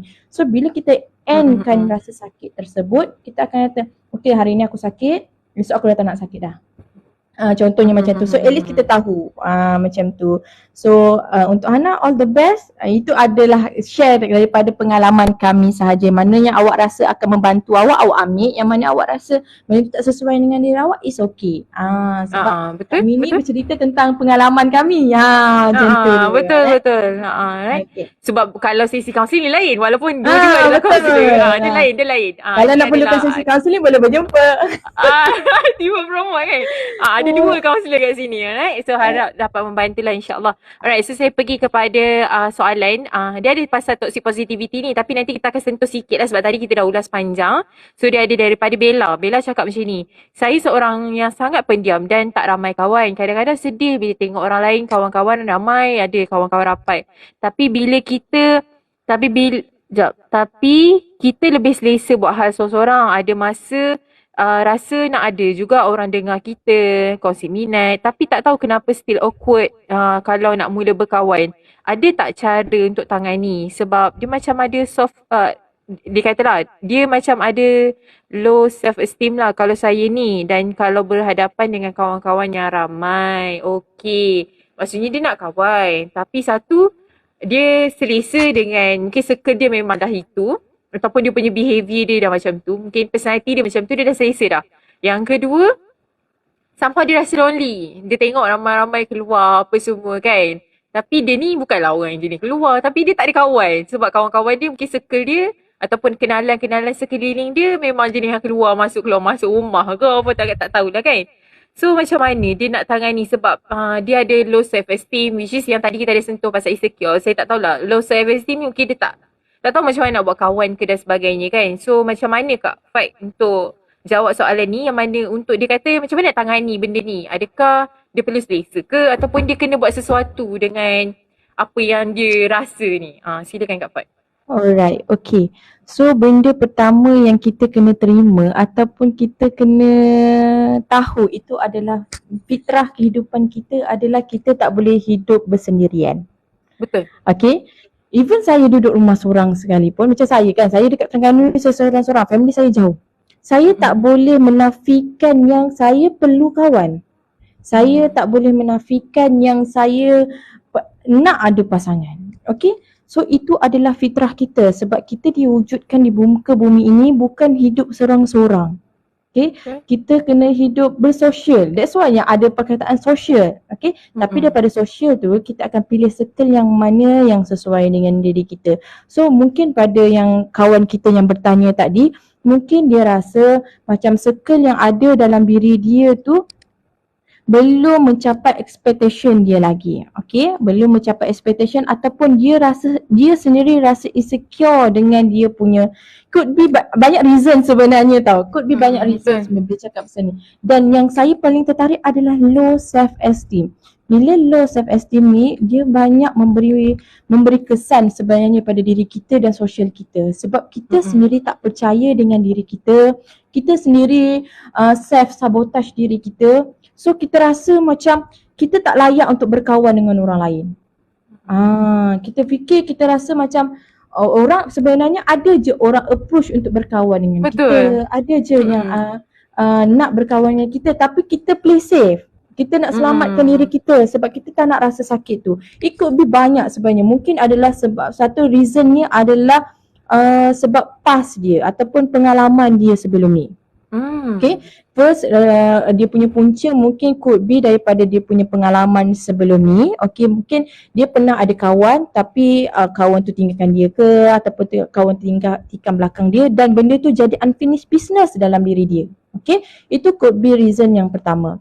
Yang kedua could be reason adalah daripada dalam diri kita sendiri. Yang mana macam saya kata tadi, bila kita berkait dengan low self esteem, ia berkait dengan kepercayaan diri kita. Kita nak orang berkawan dengan kita, at the same time macam mana kita dengan diri kita sendiri. Sejauh mana kita percaya dengan diri kita sendiri. Okay, itu adalah yang kedua. Berkaitan dengan low self-esteem dan self-respect dan juga self-trust. Okay, trust diri kita sendiri. Okay, yang ketiga could be puncanya adalah disebabkan expectation kita terhadap persekitaran kita tu. Okay. So tiga-tiga ni boleh merangkumkan, mungkinlah kita tak, sebab dia tak cakap spesifik. Benda-benda macam ni biasanya saya suka untuk bincang dalam sesi kaunseling. Kan? Kan? Benda ni isu ni sebenarnya sesuai untuk pergi sesi kaunseling. Kalau dan kawan kita ni pun, saya rasa kalau awak rasa perlukan bantuan untuk pergi sesi kaunseling, saya lebih prefer untuk awak pergi sesi kaunseling. Tapi untuk menjawab secara keseluruhan ataupun secara general je untuk dekat sini, apa yang saya boleh kata adalah first thing first, awak kena cipta trust untuk diri kita sendiri. Menarik. Okay. Bila kita dah cipta trust dengan diri kita, kita ada value harga diri kita. Kita dah Menarik. tahu diri kita berharga, kita tahu yang kita ni penting untuk diri kita, dan kita dah boleh pilih orang sekeliling kita yang sesuai untuk ada dalam diri kita. Betul. Okey. Memang kita tak cakap yang bila kita dah percaya diri kita tu, kita tak akan ada rasa kecewa. Yes, memang kita akan berhadapan dengan orang-orang yang akan mengecewakan kita. Sebab itulah dunia. Okey, nak cakap itulah dunia. Tapi somehow kita kena berani. Kita kena keluar daripada zon selesa kita. Kita kena keluar daripada ketakutan kita. Okey.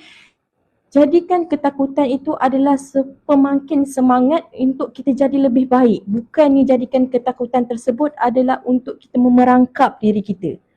Alright. Okay. So saya percaya kalau macam Bella, saya doakan awak, insya-Allah kalau awak berani untuk percayakan diri awak, awak cubalah. Kalau awak rasa macam perlukan bantuan, awak perlu dapatkan bantuan sebenarnya. Alright. Okay. So insya-Allah daripada situ sedikit sebanyak akan bantu awak untuk melihat yang awak ni berharga. Okay. So bila awak tengok diri awak tu berharga, percayalah cakap dekat saya, kita akan bagi peluang dekat orang lain untuk merasakan penghargaan diri kita tu. So bila kita rasa, contohnya lah kan, saya bagi situasi yang general yang selalu berlaku dalam kalangan pelajar. Okay. Tak kisahlah IPT mana-mana sekalipun, yang mana bila dia putus cinta, yang dia self-sabotage diri dia. Aku tak layak untuk bercinta, aku tak layak mana-mana lelaki. Semua lelaki sama je. Semua aku ni hodoh, aku tak cantik, aku ni tak pandai, aku ni macam semua self-sabotage diri kita sendiri tau. Tapi bila kita self-sabotage diri kita sendiri yang menutup ruang untuk orang lain yang ikhlas untuk ada dalam diri kita. Mungkin disebabkan bila orang yang mungkinlah yang lelaki A tu yang tak pandai menghargai kita. Kita ni dah okey dah, kita ni dah sempurna dah baik dah, perfect dah. Tapi si lelaki A tu yang tak menghargai kita. Bukan salah kita, salah lelaki tu. Macam tu, okey. So mana kata yang lain, awak kena belajar untuk tidak self-sabotage diri sendiri, wujudkan kepercayaan awak dan wujudkan value dan nilai harga diri dalam diri awak tu sendiri. Benda ni memang tak mudah, tapi tu saya kata kalau awak tak mampu nak hadapi ni seorang diri, awak dapatkan bantuan. Alright. Dia macam ni Bella, dia macam ni. Kot lah Bella ada dekat dalam ni kan. Dia satu, bila kita dapat soalan macam ni, dia kalau sudut pandangan kaunselor ni, isu sebenar bukan sebab kawan tadi tu tau. Kita nampak yang pasal low self-esteem tadi. So kalau kaunselor mana-mana dia memang akan pandang lain sikit daripada orang lain. So sebab tu lah recommendation daripada Kak Faiz adalah untuk kita pergi sesi kaunseling. Tapi untuk secara general lah, mungkin adik Bella ni ataupun Cik Bella ni tak sempat nak pergi sesi kaunseling ke sebagainya. Satu je, pegang konsep ramai kawan tak menjamin kebahagiaan. Betul. So tak semestinya bila anda tak ramai kawan, anda tak bahagia. Macam tu. So mungkinlah sebab anda tak bahagia sekarang sebab isu tadi, low self esteem tadi dan sebagainya. Sebab tu kami nampak yang itu untuk anda bantu diri. Sebenarnya isu anda bukan sebab kawan tadi, tapi untuk secara generalnya untuk fikir betulkan mindset awal semula. Ramai kawan tak menjaminkan kebahagiaan dan benda tu tak menghalang awak untuk berkenalan dengan ramai orang sebab awak adalah orang yang boleh mengawal diri awak sendiri.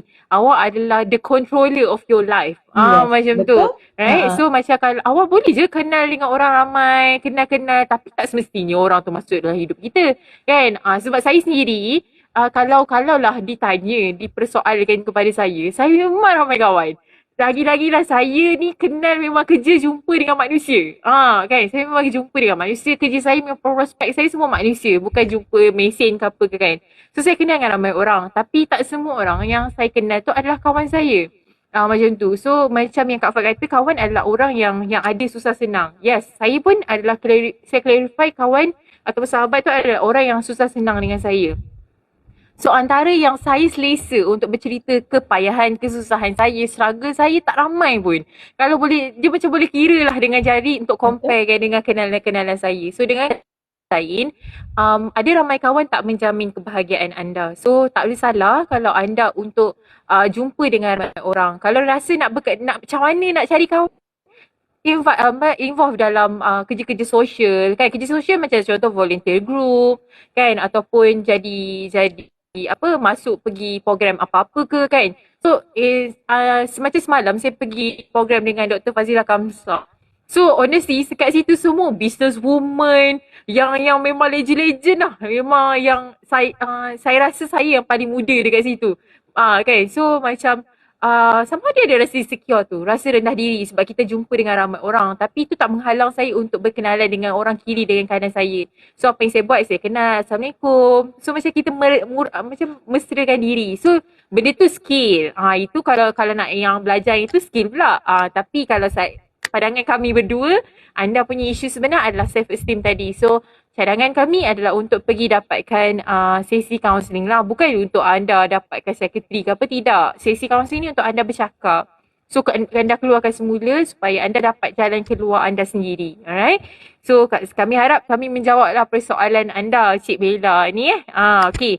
So saya nak, kita tak banyak masa tapi saya kalau boleh saya nak cater semua soalan. So ni soalan yang terakhir daripada dekat Google Form lah maksudnya. Daripada Cik Lily. Okay, Cik Lily kata, saya ada satu circle kawan ni. Saya suka sangat kawan dengan dia orang.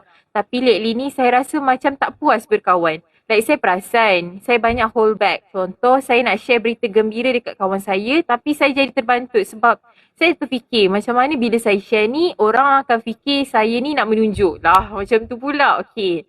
Sometimes saya curious nak tahu perkembangan dia orang tapi saya takut nak tanya. Saya terfikir kalau saya tanya dia orang macam awak buat apa sekarang? Saya ni macam busybody pula. La ilaha illallah, dia banyak fikir budak ni. Jadi ni banyak fikir. Alright. So saya ni macam busybody pula tanya urusan dia orang sedangkan dia orang pun tak cerita perkembangan dekat saya. Okay, adakah sebab definisi saya berkawan dengan dia orang berbeza? Mungkin bagi dia orang macam tak perlu nak share apa-apa dengan kawan. Senyap-senyap je. But I feel left out and don't be that way. Masya Allah. Okay. Silakan Kak Fat. Alright, okay. Kalau sudut pandangan kaunselor, pandangan kaunselor, terus benda yang kita nampak dekat sini adalah overthinker. Yang mana dia memikirkan sesuatu perkara yang sama ada belum jadi ataupun dia yang berfikiran berlebih-lebihan. Dia berfikiran berlebih-lebihan.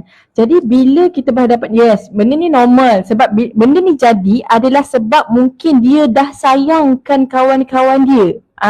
Right? Bila kita sayangkan seseorang individu, kita akan start untuk ada overthinker tu. Tapi somehow jangan biarkan overthinker kita tu mengganggu hubungan kita ataupun mengawal diri kita. Kita yang kena kawal overthinker kita tu. Overthinking kita tu. Okay. So macam mana nak kawalkan overthinking kita tu? Okay. So macam awak cakap ni. Okay. Mungkin itu, mungkin ini, mungkin itu, mungkin ini. Benda tu kita tak tahu sama ada betul jadi ataupun tak terjadi ke. Assumption kita sahaja. Okay, kalau dalam sesi kaunseling ni saya guna CBT dah ni.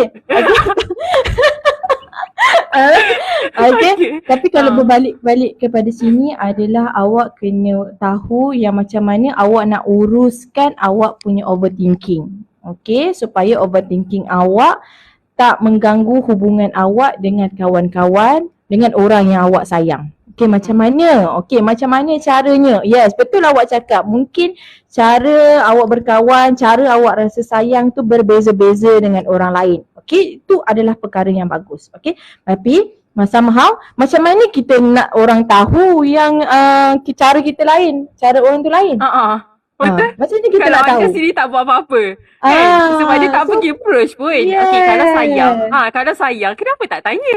Kan? Yes. Kenapa nak tunggu orang buat dulu dekat awak, orang nak buat kat dia? Kan? Macam tu. Okay, betul? So kiranya okay, it's a good yang you ada value dekat dalam friendship you. So bila apa yang you boleh, saya selalu deep talk dengan saya punya best friend. Saya deep talk dengan kawan-kawan saya tau. Okay. Kalau saya sayang, saya cakap saya sayang. Okay. Kalau saya marah, saya cakap saya marah. Kalau saya terasa, saya cakap saya terasa. Okay. That's how saya value satu-satu perhubungan tersebut. Okey. Mm-mm. Dan kadang-kadang daripada situ juga kita akan clarify dengan kita punya kawan-kawan kita. Okey, aku buat Mm-mm. ni sebab aku sayang kau. Aku buat ni sebab aku ambil berat pasal kau. Sebab apa aku ambil berat pasal kau? Sebab aku sayang kau. Kalau Mm-mm. kau tak selesa ke, kau tak apa ke, kau bagi tahu dengan aku. Sebab itu Mm-mm. adalah cara aku untuk menunjukkan yang aku sayang kau sebagai seorang kawan. Mm-mm. Macam tu. Okey. So, despite of, okay, nanti dia akan overthinking, dia akan fikir lah, macam mana pula kalau dia cakap dia tak selesa, apa jadi dengan saya, apa semua. Okay, sekurang-kurangnya awak dah beritahu cara awak untuk sayang orang. Ataupun Betul. cara awak untuk hargai orang. Itu Mm-mm. sekurang-kurangnya. Okay, Mm-mm. sebab macam saya kata, kalau orang yang betul-betul respect dengan value awak, kalau orang yang betul-betul hargai awak dalam hidup dia, dia akan terima awak. Walaupun Mm-mm. cara sekalipun. Mm-mm. Macam tu. Alright. So untuk yang siapa Cik Lili, Cik Lee. Lily, Cik Lily. Lili, ya, okay. Ah. Cik Lili ni first thing first, okay, awak kena kontrol pemikiran awak, okay. Kena, kalau in term of kena dispute, tapi awak takkan dispute diri sendiri kan. Kalau saya counselor boleh lah dispute diri sendiri. Tapi first benda awak kena tahu adalah, first awak kena Itulah. berani awak kena berani untuk challenge ataupun untuk cabar pemikiran awak. Okay. First, kalau awak rasa apa yang mungkin-mungkin tu, awak kena cabar pemikiran awak yang awak tak boleh kontrol apa yang orang lain fikir tentang awak. Okay. Betul. Awak buatlah sehabis baik mana macam mana pun, awak tunjukkanlah rasa sayang macam mana sekalipun, orang nak tinggal, orang akan tetap tinggal. Betul. Macam tu. Alright. So bila orang tinggal, itu bermaknanya adalah orang tu tak sesuai dengan diri kita. Okay. Betul. So first, cabar pemikiran awak dengan fikir dengan perkara yang boleh awak respect diri awak. Betul. Yang kedua, wujudkan nilai harga diri awak dan wujudkan nilai friendship yang awak inginkan. Okay. Dan yang ketiga adalah berhadapan dengan apa yang awak fikirkan. Okay. Awak hidup dalam realiti sekarang, awak berhadapan dengan apa yang awak lalui sekarang ni. Okay. Kalau awak rasa apa yang awak fikirkan tu adalah sama seperti apa yang lalui, awak cuba confront dengan kawan-kawan awak, cuba luahkan dengan kawan-kawan awak, berlaku jujur, transparent dengan mereka apa yang awak fikir. Kadang-kadang kita je yang fikir macam tu, tapi orang lain semua sebenarnya ternanti-nanti yang kita ni bila kita nak tanya khabar. Betul. Kadang-kadang bila contohnya Nurin, Nurin ni tak WhatsApp aku pun, bila nak WhatsApp aku? Contoh, kadang-kadang orang memang macam tu. Tapi macam Betul. Nurin kata give and take. Kita kadang kena memberi, kita akan kadang menerima juga. So kalau kita in term of kita dah memberi, kita nak menerima, kita kena bagi tahu orang tu macam mana cara untuk dia memberi kepada kita pula. Alright. So barulah circle tu cantik, barulah circle tu harmoni dan sejahtera lah dikatakan. Okay. Sebab biasalah adat bila dalam berkawan ni kita nak menjaga perasaan orang apa semua tu memang ada. Okay. And then untuk kita overthinking. So untuk awak apa semua, jangan biarkan overthinking awak tu merosakkan hubungan awak. Berhadapan dengan overthinking tersebut dan nilai overthinking awak tu sama ada berbaloi ataupun tidak untuk diri awak. Betul. Alright. Saya satu lagi pasal sudah keluar. Okay. Masuk balik. Risau terkejut saya. Bukan bateri nak habis. Okay. Okay. Alright. So macam kadang-kadang yang ni saya pinjam daripada ayat Dr. Kamarus semalam lah, daripada podcast semalam. Dia cakap macam ni. Kadang-kadang overthinking ni it's okay kita think sebab otak kita memang akan sentiasa berjalan. Kita akan sentiasa berfikir. Tapi dia jadi over sebab kita yang over. Kita yang over yang duklah fikir orang ni macam ni, orang ni macam ni, orang tu macam ni. Benda tu kita tak boleh kawal. Kita tak boleh kawal apa yang orang buat. Itu yang pertama. Yang kedua, ni untuk sekadar tambahan lah. Sebab macam contoh lah, ini tambahan dan satu lagi untuk yang apa yang saya pegang konsep di dalam diri saya. Kadang-kadang apa yang saya nampak Cik Lily ni mungkin dia takut untuk memberi sebab dia takut untuk sakit. Macam tu, takut macam mana kalau aku bagi, aku start dulu tapi orang tak bagi vibe yang sama. Pegang satu je. kita buat baik bukan untuk mengharapkan balasan. Kita nak jaga hubungan bukan sebab nak mengharapkan balasan tadi. So contohlah, kalau anda rasa anda rindu dengan orang tu, contoh saya tiba-tiba teringat kat Kak Fat. Kak Fat okey ke? Saya tengok Kak Fat macam nama je sunyi. Tanyalah, tanya. Kadang-kadang orang tu mungkin dia tak tersempat nak bagi tahu everything, update. Dia bukannya yelah macam boyfriend girlfriend nak kena update everything hari-hari, nak call macam OTP hari-hari kan. So tapi gitulah, itu yang membezakan kawan dan kawan yang lain. So macam anda, kalau anda rasa anda teringat tiba-tiba, just go for it, just buat je tanpa fikir. Macam tu, sebab kalau selagi mana benda tu baik, selagi mana benda tu baik untuk anda, baik untuk orang lain, bukan buat dosa kat orang. Kau apa tanya bukan dosa pun ni tanya kan. Tanya je hatta benda tu anda dapat pahala lagi sebab tanya keadaan orang, situasi orang kan. Sebab hari tu macam bila 2 hari lepas ke apa semua. Saya ada kawan ni. Kita panggil kalau zaman-zaman dulu sahabat pena lah kot kan. Sebab saya kenal dekat Facebook kawan ni, kita tak pernah jumpa pun. Like tak pernah kenal macam mana, tapi dia tiba-tiba saya kenal dengan dia sebabkan daripada saya ada share dekat Facebook, and then dia tanya saya sesuatu soalan, dan engagement tu ada sampai lah sekarang. Macam tu. Tapi kita tak pernah jumpa, dengar suara pun tak pernah. Tiba-tiba macam baru tahun ni lah, baru macam kita orang macam bila share each other punya masalah tu, dia hantar voice, saya hantar voice. Time tu lah. Kalau tengok muka pun, kalau status WhatsApp saja kan, ataupun story macam tu je. So pendek cerita, dia ni tiba-tiba dia macam out of nowhere. Tak ada, kita dah lama tak contact. Sebab yelah bukannya orang yang kita jumpa hari-hari ke apa ke kan. So tak ada point pun nak cakap. So tiba-tiba dia cakap, Nurin okey ke? Lepas tu kata, kenapa tanya tiba-tiba kan? Okey ke? Tak adalah, sebab aku rasa aku tiba-tiba teringat kat kau. So sajalah tanya macam mana keadaan kau apa semua. So benda tu adalah tiba-tiba tiba-tiba jadi cerita apa yang jadi, apa yang sepanjang dia tak contact tu, apa yang berlaku kan. So it's not require untuk you bercinta dengan orang ke, ataupun you nak kena jadi sahabat uhibuka fila abadan abada ke sampai nak kena tanya tu kan. So boleh jadi benda tu something random kan. Tiba-tiba boleh kalau mungkin komen dekat WhatsApp. Sekarang banyak aje benda yang anda boleh untuk sparkkan anda punya conversation tu. Contoh tengok story, cantik lah benda ni, komen macam tu. So dekat situ boleh tanya. Lepas tu dia tak semestinya nak kena ada engagement tu sampai berjela-jela. So tanya sikit-sikit, tanya khabar dah cukup kan. So macam Kak Fat cakap tadi, sekiranya orang tu pun tak bagi vibe yang sama dan anda tahu anda punya value macam mana, anda nak kawan yang macam mana, so mungkin orang tu bukan kawan untuk anda. Macam tu, bukan orang yang layak dalam circle anda. So anda kena tahu dulu apa yang anda nak, apa yang anda inginkan dalam hidup anda. Betul.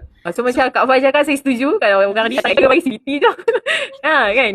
Okey, satu lagi lah untuk yang overthinker, tak semestinya overthinking in term of hubungan ke, macam-macam lagi overthinker. Biasanya disebabkan adalah ketakutan dalam diri kita juga sebenarnya. Okay, so define apa yang you takut dan berhadapan dengan apa yang you takut tersebut.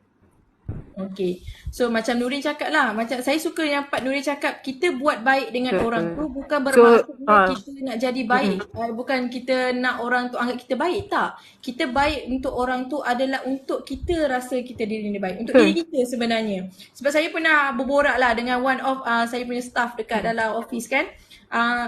Sebab saya punya pemikiran, saya pernah fikir, kita digalakkan untuk membuat baik, tapi macam mana pula bila kita buat baik tu, kebaikan kita tak dibalas, ataupun in term of kata lainnya, tak semua orang layak dengan kebaikan kita. Contoh, saya pernah fikir macam tu. Tapi one of yang kawan saya ni cakap, kawan office saya ni cakap yang mana kebaikan, bila kita buat baik, kita bukan buat baik pada orang lain. Tak, sebenarnya kita buat baik pada diri kita sendiri.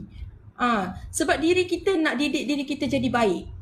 Cuba bayangkan Masya kalau Allah. kita ni ada baik tapi Mm-mm. kita berdendam dengan orang, kita nak balas dendam. Benda tu kita buat akan kita rasa tak tenang. Mm-mm. Contoh kalau orang buat jahat kat kita kan, tapi kita Betul? rasa kita nak balas dengan baik sebab untuk kita Mm-mm. tenang.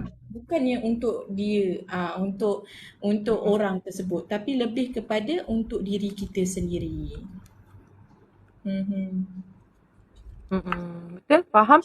Alright, so untuk mungkin last question lah kan. So macam kebanyakan soalan ni kita dah cover dah. Cumanya untuk macam ada orang kan mungkin related dengan soalan tadi. Ada orang dia takut sebenarnya nak kecilkan circle dia. Dia takut sebenarnya untuk dia pilih kawan dia ataupun cut off lah senang cerita. Sebabkan dia takut kehilangan tu sendiri. Dia macam dia risau nanti, alamak nanti aku sunyi. Macam tu. Nanti aku tak ada kawan, tak ada aku jadi tak happy. Macam tu.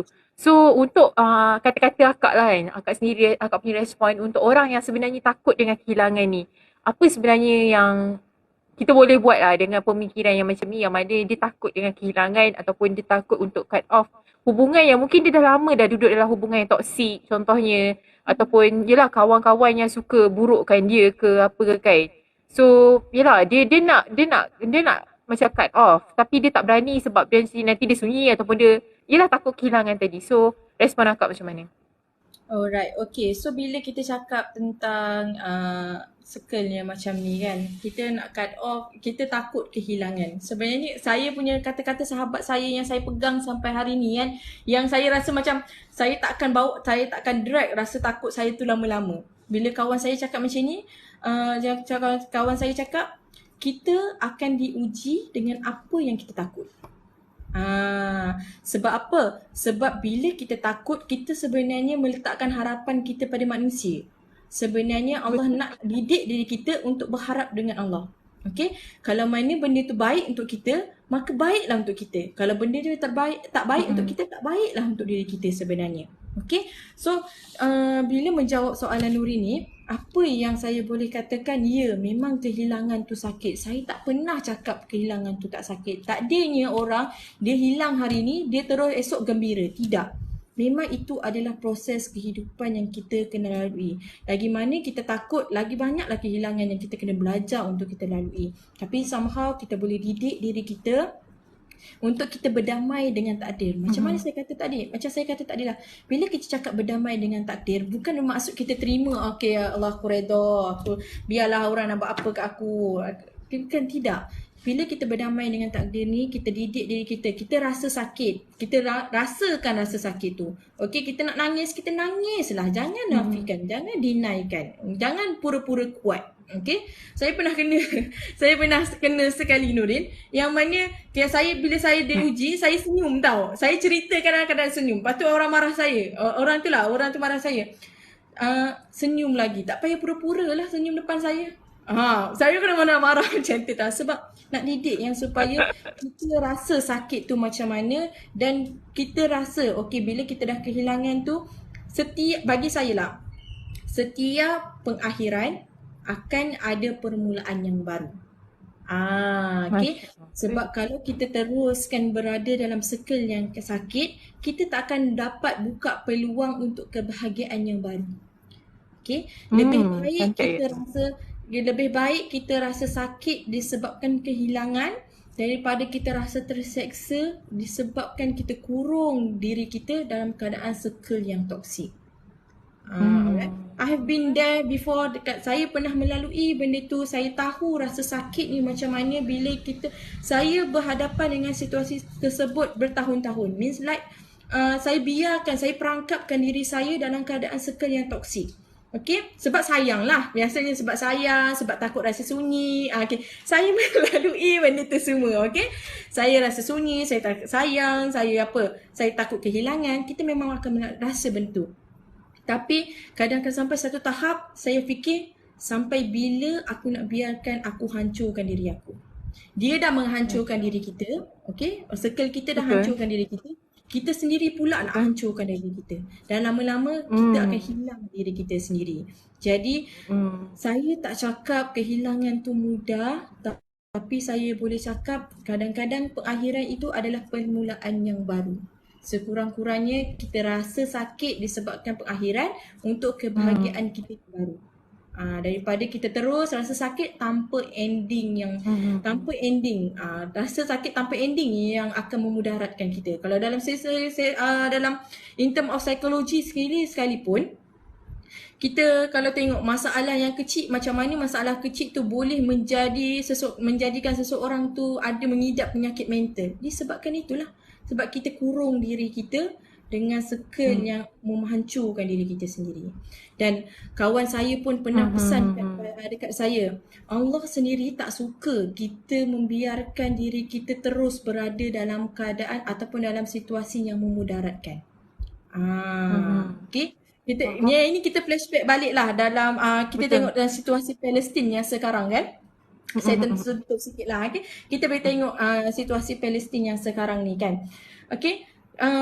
Hamas tu akhirnya Hamas orang akan menganggap Hamas ni kejam sebab Hamas ni pergi serang Israel apa semua. Tapi sampai bila dia nak membiarkan Palestin dalam keadaan teraniaya? Sampai bila nak biarkan Palestin tu dalam keadaan yang memberontak dan membetul-tuli je dengan apa yang Israel buat terhadap Palestin tersebut. Okay? So macam tu juga diri kita, jihad diri kita sendiri sebenarnya tau. Dia lebih kepada jihad diri kita sendiri untuk kita keluar daripada perkara-perkara yang memudaratkan. Percayalah cakap saya, once kita, bukan percaya cakap saya, percaya cakap Allah. Sebab Allah yang cakap benda ni. Okay? Bila kita keluar daripada sesuatu perkara yang memudaratkan tu, insya-Allah Allah akan sediakan 1001 kemanisan untuk diri kita. Right? Alright. Okay. Alright. So saya rasa sikit lagi. Dia katakan berdamai dengan takdir yang sebenar, iaitu kita memaafkan dan kita melepaskan. Kita tahu ada perkara yang kita boleh simpan, ada perkara yang kita perlu lepaskan. Menarik. Banyak saya rasa antara frasa yang saya tarik adalah jihad dengan diri sendiri itu. Istilah jihad tu sendiri adalah macam dia sama kalau dalam masalah dia kita panggil self respect je sebenarnya. Tapi bila kita tukar daripada istilah perkataan jihad tu, first time saya dengar, which is benda tu macam wow, kalau jihad tu something yang kita kena fight for it. Kita kena kita kena buat betul-betul, kita kena buat kerana Allah, kita betulkan kenapa kita kena ada self respect tu sendiri. Right. So sebagai kata-kata akhir lah untuk kita punya penutup podcast hari ni, macam mana untuk, yelah ramai orang cakap, yelah secara keseluruhannya kita simpulkan hari ni punya topik pun, kebanyakan bila kita nak clarify orang tu layak ataupun tidak dalam circle kita adalah kita kena ada boundaries kita ada self respect kita ada self value kita. So untuk Kak Fat sendirilah, apa yang kita boleh buat untuk kita berjihad dengan diri sendiri dan juga self respect itu sendiri. So apa yang kita senang cerita yang mungkin ada orang struggle untuk cari self respect sebab kan yelah dia ada fikir macam-macam, dia takut kehilangan lah, dia takut dia insecure lah, dia itulah, dia inilah kan. So macam mana nak cari self respect itu ataupun kita nak berjihad dengan diri kita sendiri tu Kak Fat, silakan. Alright, okay. Macam mana kita nak berjihad dengan diri kita sendiri? First thing first adalah kita kena melalui apa yang kita rasa. Okay, kita jangan deny kan. Kita rasa sakit, kita rasa kita sedih, kita menangis. Kadang kita ada ups, kita ada downs. Okay? Kita tak boleh nak kata, okay hari ni kita hilang, esok kita dah baik, tak. Okay? First kita kena respect dengan emosi kita dulu. Okay? Bila kita dah respect emosi kita dulu, macam saya, kalau in term of kehidupan ni, saya akan letakkan fasa. Okay, fasa bila saya nak melayan perasaan. Fasa bila saya nak move on. Fasa bila fasa melayan perasaan, fasa acceptance dan fasa untuk move on. Okay, ada fasa-fasa tersebut. Bila kita dah lalui fasa-fasa tersebut, bagi diri kita masa. Itu adalah one of kita berjihad dengan diri kita sendiri. Dan melalui sesuatu ujian tu, dengan pengharapan ianya akan ada sinar yang lebih baik untuk kita lepas ni. Okay? Kadang-kadang apa yang kita anggap baik belum tentu baik untuk diri kita. Dan kadang-kadang benda yang kita anggap buruk tu, itulah yang terbaik untuk diri kita sebenarnya. Itu adalah, setiap orang ni ada jihad masing-masing. Yang itu jihad saya. Okay? Yang saya bila Mhm. berhadapan dengan kehilangan, bila berhadapan dengan kekecewaan, itulah yang selalu saya berjihad. Kalau saya rasa saya nak nangis, saya akan nangis. Macam tu. Walaupun saya kaunselor, saya normal manusia. Okay. Dan yang selalu jangan pura-pura kuat kalau kita rasa kita tak kuat. Alright, dan Betul. pesanan kiranya nasihat saya lah. Ini pun untuk diri saya, bukan saya ni tak baik. Okay, saya ni tak baik, tapi kita cuba untuk menjadi baik. Nasihatnya, bila kita diuji, berbalik pada Tuhan yang menguji kita. Alright, sebab apa? Sebab setiap Allah yang izinkan rasa kecewa dalam diri kita. Allah yang izinkan rasa sayang dalam diri kita. Allah yang izinkan kita melalui apa yang kita lalui sekarang. Okay, sebab tanpa izin Allah benda ni takkan berlaku. Dan bila Betul. Allah izinkan benda ni berlaku dalam diri kita, at the same time Allah izinkan juga untuk kita sembuh. Masya Allah. Jadi mintalah izin Allah untuk kita sembuh daripada rasa luka tu. Dan saya percaya kalau bagi non-Muslim pun mereka ada Tuhan mereka sendiri. Jadi mereka boleh menggunakan Tuhan mereka untuk menyembuhkan diri kita sendiri. At the same time, carilah kekuatan dalam diri kita walaupun kecil-kecil perkara. Ada kekuatan dalam diri kita sebenarnya. Alright? Okay, itulah pendapat saya kepada semua sekali. Bukan pada semua, maksudnya untuk semua dan diri saya juga. Macam tu. Saya suka tadi apa yang Kak Fat cakap. Banyak sebenarnya perkataan-perkataan yang saya suka dengar hari ni. Antaranya adalah mintalah izin dengan Allah untuk menyembuhkan diri sendiri. Kan kadang-kadang kita minta je. Kita minta, ya Allah boleh tak ni? Ya Allah boleh tak ni? Ya Allah boleh tak ni kan? Tapi kita lupa, Allah izinkan aku ya Allah untuk sembuhkan aku ya Allah. Kan? So kadang-kadang benda tu yang macam Allah macam terluluh hati. Macam tu lah. Kan? So bila kita minta sesuatu, terutamanya kalau contoh mungkin kita sukar untuk keluar pada situasi ataupun susah kita nak jumpa self-respect kita ataupun kita susah nak keluar daripada toxic relationship tu semua. Mungkin kita ada rasa loss kita. Baik daripada Kak Fat, baik daripada saya sendiri. Kami juga manusia, kami pun ada momen-momen yang kami lost. Kan, momen-momen yang kami perlukan circle kami sendiri. Momen-momen yang kami perlukan supporter kami sendiri. Tapi apa-apa pun kami akan kembali kepada Yang Maha Esa untuk minta izin dan minta apa yang kita nak sebenarnya kan. So saya rasa itu sahaja untuk untuk topik pada hari ini yang saya rasa sangat-sangat bermanfaat, sangat-sangat berguna untuk kita sebagai manusia yang sentiasa berhubung dengan manusia sebenarnya. Dan benda ni bukan topik bila kita kata circle ni, it could be general. It can be macam bila kita dengan pasangan, kita dengan keluarga contohnya, kita dengan sepupu contohnya kan, kita dengan apa lagi, kita dengan kawan-kawan rakan kerja dan benda tu general. So anda pilih apa yang anda nak dalam kehidupan anda dan anda pilih apa sebenarnya anda inginkan dalam diri anda. Sebab supaya anda tahu apa yang anda perlu buat dalam kehidupan anda sendiri. So that bila anda tahu apa yang anda perlu buat, so anda dapat memilih siapa circle anda dan siapa yang selayaknya untuk berada dalam kehidupan anda. Right? So saya rasa itu sahaja. So kalau Kak Fat ada kata-kata penutup sebelum kita wrap up hari ni, ada apa-apa? Ringkas saja. So apa yang saya boleh simpulkan adalah circle adalah benda yang kita boleh pilih dengan diri kita. Kita yang bertanggungjawab dengan diri kita sendiri, bukan pada orang lain. Dengan diri kita sendiri, siapa yang layak untuk ada dalam hidup kita, siapa yang tak layak untuk ada dalam hidup kita. Layak ke tak layak ni bukan bermaksud ni kita bagus sangat, kita kekuat ke tak. Okay, sebab kita tak nak penat. Penat kita nak berhadapan dengan manusia sebenarnya. Okay, so tentukan pilihan awak dan bertanggungjawab dengan pilihan kita tu sendiri. Itu saja. Alright. So, okay. Bertanggungjawab dengan pilihan kita sendiri. Itu adalah kata-kata yang manis dan cantik sangat untuk kita wrap upkan hari ni, insyaAllah. Kita akan ada lagi sesi podcast pada petang ini pukul 3 petang. So, siapa-siapa yang rasa mungkin tiba-tiba baru dah masuk lah, nak habis dah. Kan? So, kita untuk mungkin rasa saya tak dapat dengar lah apa yang Kak Fat cakap ke apa ke. Kita ada recording. So, boleh pergi kepada Academy Impact TV di YouTube untuk mendengar rakaman-rakaman. Dan kita ada rakaman daripada 1, 2, 3, 4, 5 hari ni sehingga hari 5. Dan kita ada podcast untuk yang ke-6 pada petang ini pukul 3 petang. So siapa-siapa yang berkelapangan sambil-sambil buat kerja dekat office tu boleh dengar. Untuk tajuk topik petang ni adalah insecurity. Dan kita bersama dengan saudara Firdaus kita untuk topik berkenaan dan juga merupakan pegawai psikologi, insyaAllah. kita jumpa lagi untuk kita berkongsi pengalaman kita. Saya rasa sekian sahaja daripada saya dan juga Kak Faid. Semoga kita jumpa lagi. Wabillahi taufiq wal hidayah. Wassalamualaikum warahmatullahi wabarakatuh. Bye semua. Terima kasih.